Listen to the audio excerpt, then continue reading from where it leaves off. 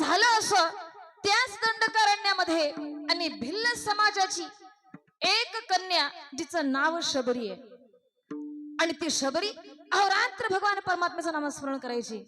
श्रीराम श्रीराम श्रीराम श्रीराम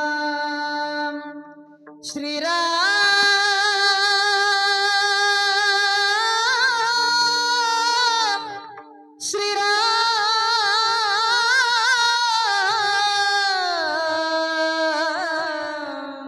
श्रीराम श्रीराम श्रीराम अहोरात्र भजन करावं.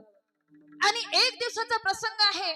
तहान लागली म्हणून शबरी माता त्या तळ्यामध्ये पाणी आणण्याकरता गेली. हे ऋषींनी पाहिलं.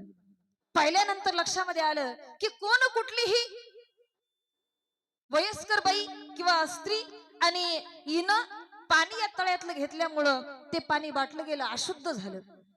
ज्यावेळेस प्रभू रामचंद्र त्या ठिकाणाहून निघाले होते, ऋषी मुनींची भेट झाली आणि ऋषींना प्रभू विचारू लागले. कारण वनवासाला जात जात हजारो साधू संतांची दर्शन घेत अनेक जणांची संकट सोडवत सोडवत प्रभू पुढे गेलेले होते.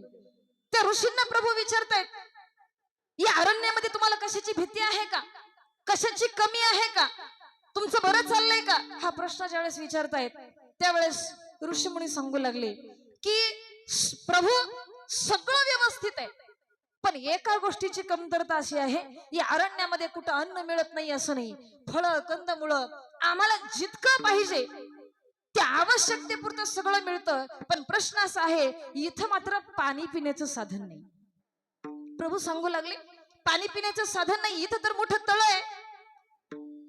हो प्रभू, तळ आहे, पण त्या तळ्यातलं पाणी अशुद्ध झालेलं आहे. काहीतरी करा, आमची एक विनंती आहे.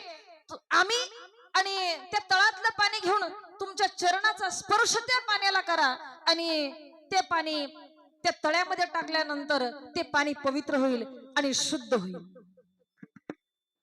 सांगितल्यानंतर प्रभू म्हणू लागले, सांगू लागले त्या ऋषींना की अहो, आणि माझ्या पायाचं चरणाचं पाणी तळ्यामध्ये टाकल्यानंतर शुद्ध करण्याची गरज काय? ते जर शुद्ध करायचं असेल तर असं करा, शेजारीच एक झोपडी आहे, त्या झोपडीमध्ये शबरी नावाची आणि एक स्त्री राहतीये. तुम्ही असं करा, कमंडलू मध्ये त्या तळ्यातलं पाणी घेऊन या, तिचे चरण धुवा आणि ते चरणाचं पाणी त्या